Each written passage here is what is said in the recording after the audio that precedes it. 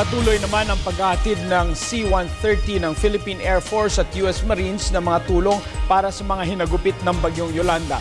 Ngayon, hatid ng Yolanda survivors sa mga probinsya patungong Maynila. Ang detalye sa ulat ni Sam Ramirez.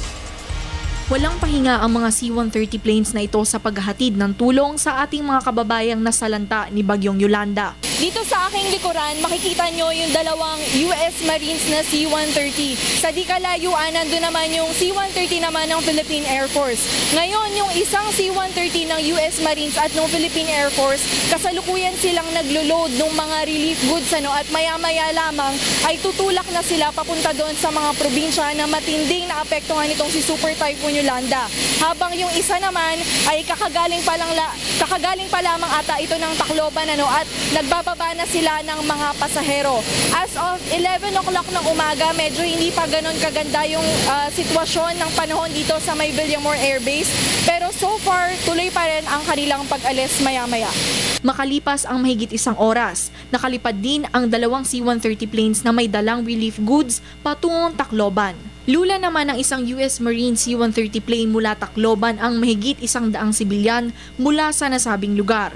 Isa sa mga sakay nito ang pamilya Rehis. Ikwinento nila sa PTV News Team ang karanasan nila mula noong dumaan ng bagyo hanggang sa sila ay nakasakay sa C-130 patungong Maynila. Kukumpara ko sa mas sobra pa doon sa tsunami ng Japan. Kaya nga nung biglang tumaas yung tubig, yun ang una-una kong naisip, yung tsunami ng Japan. Bigla na lang akong napakyat ng bubong. Nakita ko talaga, split seconds lang, biglang tumaas yung tubig. Tapos umakyat na ako ng bubong. Pero yung bahay ko, wala nang bubong, was out na. Kumapit na lang ako doon sa isang kahoy. Nagsuot lang ako ng helmet na hindi ako tamaan ng mga yero na lumilipad. Nakahalo pa tong mga preso, may mga organized crime group na nakapasok. Yung ginagawa nila doon, niraransak yung mga, wala na silang maransak sa downtown area na mga jewelry store, yung mga department stores. Sa mga bahay-bahay na sila na kung saan pa may kumpleto. O yung dalawang nahuli doon, umamin sila talaga na preso sila.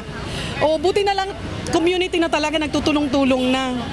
Ikwinento ni Darlene Rehis at ang kanyang nobyong si Norman Philip ang katakot-takot nilang karanasan sa pagbiyahe mula Cebu patungong Tacloban upang mahatiran ng pagkain ang pamilya ni Darlene. Alam namin na mapananganib.